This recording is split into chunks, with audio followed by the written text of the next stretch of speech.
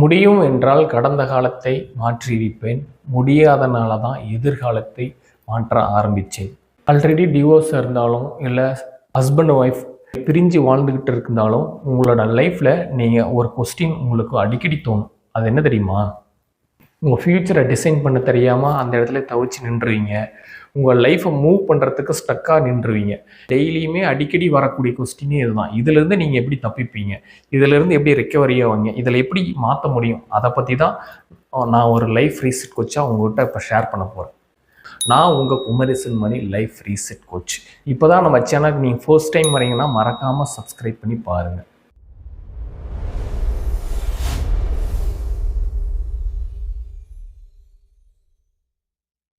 இதுக்கு எல்லாத்துக்கும் ஒரே ரிசல்ட் என்ன தெரியுமா? நீங்கள் கடந்ததை மாற்ற முடியாது. இதுதான் எல்லாருமே சொல்லுவாங்க. சயின்ஸ் என்ன தெரியுமா சொல்லுது? நீங்கள் எந்த ஒரு செயலை செஞ்சாலும் அந்த மாற்றத்துக்கு உண்டான பாயிண்ட்ஸ், அதுக்குண்டான ஐடியாஸ், அதுக்குண்டான சொல்யூஷன், அதுக்குண்டான சிஸ்டம் உங்களுக்கு டெய்லியுமே உங்களுக்குள்ளே இருக்கணும். அந்த சிஸ்டத்தை பற்றி யோசிக்கணும். அந்த மாற்றத்துக்கு உண்டான தேவைகளை பற்றி உங்களை பிரெயினையும் உங்களோட உணர்வுகளும் உங்கள் உடம்பும் உங்களோட அன்றாட செயல்களும் இதை அதிகமாக திங்க் பண்ணிக்கிட்டே இருக்கணும். இதில் நீங்கள் உள்ளுக்குள்ளே வாழ்கிறப்போ தான் அது வெளியில் வாழ்க்கையாக மாறும். இதை தான் சயின்ஸ் சொல்லுது. இந்த ஒரு ஸ்டெப் நீங்கள் ஃபாலோ பண்ணிங்கன்னா உங்கள் மாற்றத்தில் ஒரு சின்ன ஒரு அச்சீவ்மெண்ட்ஸ் கிடைக்கும். உங்களோட கோல்ஸு, வாழ்க்கையில் நடக்கக்கூடிய சேஞ்சஸ்ஸு, உங்கள் எதிர்காலத்தை நோக்கக்கூடிய பயணம், இது எல்லாமே இந்த ஸ்டெப்ஸில் அடங்கியிருக்கு. Accept the truth. Step 2, rebuild self respect. நீங்கள் பில்ட் பண்ணணும். ஏன்னா செல்ஃப் ரெஸ்பெக்ட் இருக்கிறப்போ தான் அது ஸ்ட்ராங்காக ஒரு பவுண்டரி மாதிரி ஃபிக்ஸ் ஆகிருக்கும். அந்த பவுண்டரிக்குள்ளே நீங்கள் ஒரு செயல் செய்கிறப்போ அது வெளியில் போகாமல், சிந்தாமல், செதறாமல் அந்த செயலை நீங்கள் சக்ஸஸாக முடிக்க முடியும். அப்போது அதுக்கு இம்பார்ட்டன்ட் செல்ஃப் ரெஸ்பெக்ட். காமன்லாம் இங்கே எதுவுமே கிடையாது. எல்லாமே செயல் தான், எல்லாமே ஃபீலிங்ஸ் தான், எல்லாமே ரிசல்ட்டு தான். அதுக்கு உண்டான ஆழமான ஒரு திங்கிங்கில் நீங்கள் அந்த செயலை செய்கிறப்போ தான் பவுண்டரிஸ்குள்ளேயே உங்களை பற்றியே அந்த திங்கிங், அந்த செயல், அந்த தாட் ப்ராசஸ், அந்த க்ரோத்து, அந்த கோல், அந்த ஆக்டிவிட்டி, இது எல்லாமே ஒரு 5 மினிட்ஸ் 10 மினிட்ஸ் இப்படிலாம் இருக்கக்கூடாது. அதுலேயே நீங்கள் வாழணும். 1 hour 2 hours அதில் ட்ரை பண்ணுங்கள். இதை க்ரோத் பண்ணுங்கள். இது சக்ஸஸ் பண்ணுங்கள். இந்த டைமும் இதுதான் டைம், ரியாலிட்டி டைம். இதுதான் உங்களோட லைஃப் டைம். இந்த செல்ஃப் ரெஸ்பெக்டில் எவ்வளோ நேரம் நீங்கள் வாழ்கிறீங்களோ அதுதான் உங்களோட life reality time. Self respect அதிகமாக இருந்தால் அதுதான் உங்களோட லைஃபோட நியூ ஃபவுண்டேஷன். 3, take control. உங்ககிட்ட என்ன கண்ட்ரோல் இருக்கோ அந்த கண்ட்ரோலுக்கு நீங்கள் ஆப்ரேட் ஆகுங்க. உங்கள் லைஃப்பில் நீங்கள் உங்கள் வாழ்க்கையை சேஞ்ச் பண்ண முடியக்கூடிய செயல்களை கண்ட்ரோல் பண்ணுறது தான் நீங்கள் கையில் வைக்கணும். அதுதான் உங்கள் லைஃப்பை மாற்றும். அதை தான் உங்கள் லைஃப்பை ரீசெட் பண்ணும். உங்களோட பழைய நினைவுகளை அழிக்கும். உங்களோட க்ரோத்தை ரீபில்ட் பண்ணும். அதை தாண்டி நீங்கள் கண்ட்ரோலை தாண்டி உங்களோட தாட்ஸோ, உங்களோட செயலோ, உங்களை அன்றாட வாழ்க்கையை பற்றிய திங்கிங்கோ இருந்தால் அது கண்ட்ரோலை மீறி போயிடுச்சுன்னா அந்த லைஃபு செட் ஆகாது. கண்ட்ரோலுக்கு உள்ளே இருக்கிறப்போ தான் அது ஆக்டிவேட் ஆகும். அதுதான் உங்களோட inner control. New routine, new goals, new mind set. இதை சேஞ்ச் பண்ணுங்கள். அந்த கண்ட்ரோல் ஆட்டோமேட்டிக்காக உங்களுக்குள்ளேயே உங்கள் கட்டுப்பாட்டிலே நிலைச்சிருக்கும். Step 4, start again. திரும்பவும் நீங்கள் உங்களை பில்ட் பண்ணுறப்போவும் அதே மாதிரி பிரச்சனைகளோ, வாழ்க்கையில் நடந்த சுவாரஸ்யமான அந்த சம்பவங்கள் நினச்சி நீங்கள் உட்காந்துட்டிங்கன்னா வேலைக்கே ஆகாது.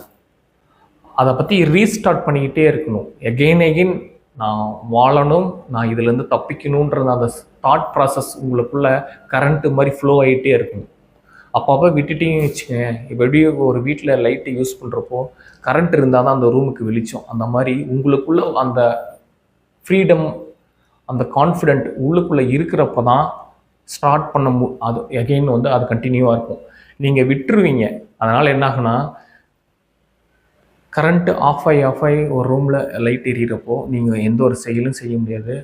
ஆட்டோமேட்டிக்காக அந்த லைட்டுக்கே நீங்கள் டென்ஷன் ஆவீங்க, டிப்ரெஷன் ஆவீங்க. உங்கள் செயலே செய்ய முடியாது. இல்லை, ஒரு செயலுக்கே எப்படின்னா உங்கள் வாழ்க்கைக்கு எப்படின்னுன்றது நீங்களே இந்த இடத்துல சிந்திச்சு பாருங்கள். ஆக்ஷன் உங்ககிட்ட இருக்குது, சொல்யூஷன் எங்ககிட்ட இருக்குது.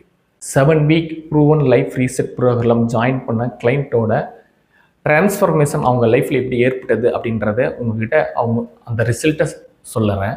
முடியும் அப்படின்னு நினச்சிருந்தா என்னோட கடந்த காலத்தை மாற்றி இருப்பேன்.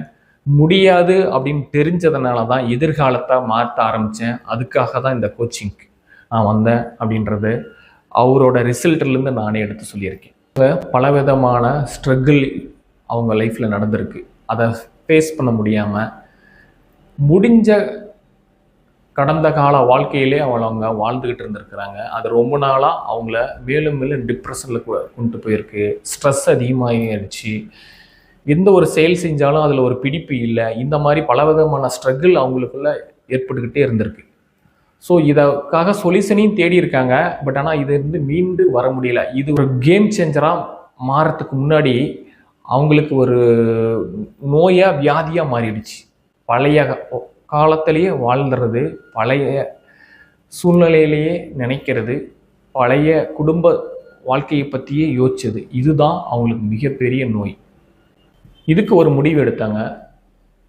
இதை பிரேக் பண்ணணும், என்னோடய லைஃப்பை ரீசெட் பண்ணணும், இந்த ப்ராப்ளத்துலேருந்து நாங்கள் வெளியில் வரணும், இந்த ஃபீலிங்ஸ் எனக்கு இனிமேல் அடிக்கடி வரக்கூடாது அப்படின்றத இதுக்குண்டான முயற்சிகள் அவங்க எடுக்கிறப்போ தான் நம்மளோட கோச்சிங்க்கு அவங்க ஜாயின் பண்ணியிருக்காங்க.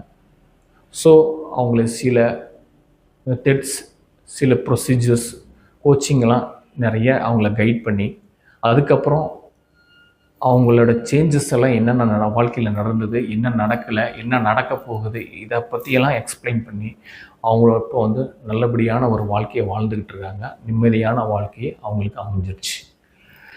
இது என்ன சொல்ல வருதுன்னா, முடியும் அப்படி இருந்தால் கடந்த காலத்தை மாற்றிருப்பேன், முடியாது அப்படின்னால தான் எதிர்காலத்தை நோக்கி இங்கே வந்திருக்கேன் அப்படின்னு சொன்னாங்க. அதுதான் உண்மை. அதாவது நீங்களும் இந்த சூழ்நிலையில் நீங்கள் இருந்தீங்கன்னா, முடியும்னா உங்களோட கடந்த காலத்தையே நீங்கள் மாற்றிருப்பீங்க. அப்போ பிரச்சனையே வந்திருக்காது. முடியாதனால தான் எதிர்காலத்தை மாற்றணும் அப்படின்ற அந்த தாட்ஸு, அந்த ஆர்வம், அந்த வலி, இது எல்லாமே உங்களை அடுத்த வாழ்க்கைக்கு உங்களை கூட்டிக்கிட்டு வருது. ஸோ நீங்கள் உங்கள் வாழ்க்கைக்கே தடையாக மாறாதீங்க. அந்த தடையை உடைச்சி புதிய வாழ்க்கைக்கும் அந்த லைஃப்பை ரீசெட் பண்ணி ஒரு நிம்மதியான வாழ்க்கையை ஆரம்பிக்கிறதுக்கும் அந்த வாழ்க்கையை வாழ்கிறதுக்கும் ஒரு சான்ஸ் நீங்களே உங்களுக்கு கொடுத்துக்கோங்க. கடந்த கால வாழ்க்கையை மாற்ற முயற்சி செய்து இன்றைய நாட்களையும் இந்த நிமிஷம் வாழ்க்கையும் இழக்கிறாங்க. ஆனால் உண்மை என்ன தெரியுமா? பாஸ்ட் ஒரு மெமரி தான், ஃப்யூச்சர் தான் சாய்ஸ். இப்போ எடுக்கிற டிசிஷன் தான் நாளைய வாழ்க்கையை கிரியேட் பண்ணக்கூடிய ஒரு மேக்னெட். நீங்கள் கடந்த காலத்தை மாற்ற முடியாது, ஆனால் அது உங்களை மாற்றி அமைக்க அனுமதி கொடுக்கலாம். நீங்கள் கடந்த வாழ்க்கையில் இருக்கிற வழிகளை பிடிச்சு வச்சுருந்தீங்கன்னா வழிகளை தான் பிடிச்சு வச்சுருக்க முடியும், வாழ்க்கையை பிடிச்சு வச்சுருக்க முடியாது. நீங்கள் சேஞ்ச் ஆகிற நாள் தான் உங்கள் லைஃப் சேஞ்ச் ஆகும் நாள். உங்கள் வாழ்க்கையை நீங்கள் ரீசெட் பண்ண நீங்கள் ரெடியா? என்ன ஃபாலோ பண்ணுங்கள், சப்ஸ்கிரைப் பண்ணுங்கள். இதில் ஏதாவது ஒரு விஷயம் உங்கள் மனசுக்குள்ளே பிடிச்சிருந்துன்னா ஒரு லைக் பண்ணுங்கள், ஷேர் பண்ணுங்கள். நீங்கள் பண்ணுற ஒரு ஷேர் ஒரு குடும்பத்தை காப்பாற்றலாம், இல்லைன்னா புதியதொரு குடும்பத்தை உருவாக்கலாம். குடும்பத்தை உடைக்க அல்ல, உடைந்த மனதை காப்பாற்ற. Life reset now.